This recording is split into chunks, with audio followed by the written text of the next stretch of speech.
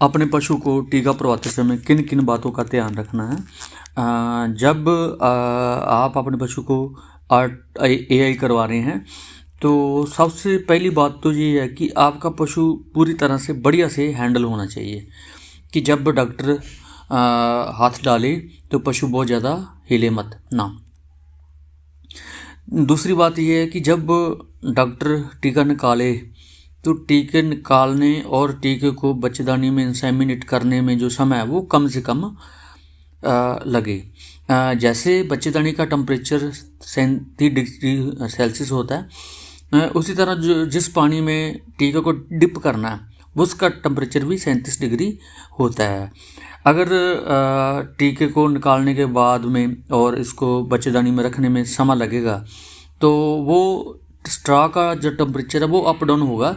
जितनी बार temperature up down होगा उतनी बार स्ट्रा में जो स्पर्म काउंट जो है वो घटती जाएगी। इसलिए सबसे बेहतर है कि सब पशु को सबसे पहले हैंडल करें। हैंडल करने के तुरंत बाद स्ट्रा निकालें और तुरंत उसको इंसेमिनेशन कर दें। और कई बार क्या होता है कि हम डॉक्टर इंजेक्शन निकाल लेता है, स्ट्रा निकाल लेता है और पशु भाग जाता है, छूट जाता है, संगल छूट निकाल लेकर भाग जाता है, तो उसमें कई बार 5 मिनट या 10 मिनट भी समय ख़राब हो जाता है। ऐसी कंडीशन कभी ना होने दें।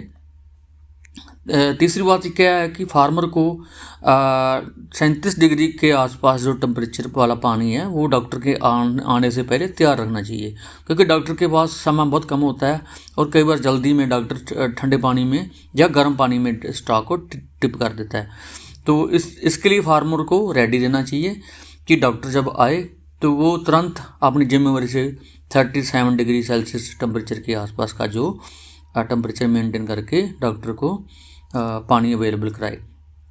दूसरा, जो पशु को हैंडलिंग करनी है, बहुत जगह पर डॉक्टर खुद को पशु को रस्सा डालना पड़ता है, लेकिन ये बहुत गलत प्रैक्टिस है।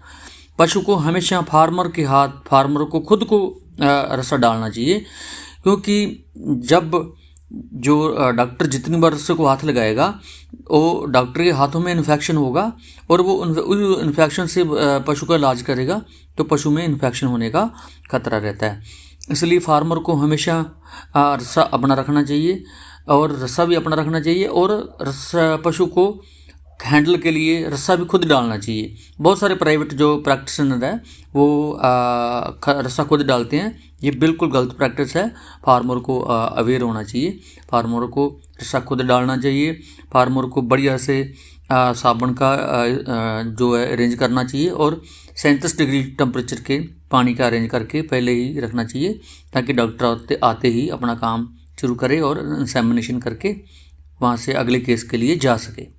बहुत बहुत धन्यवाद। Thank you.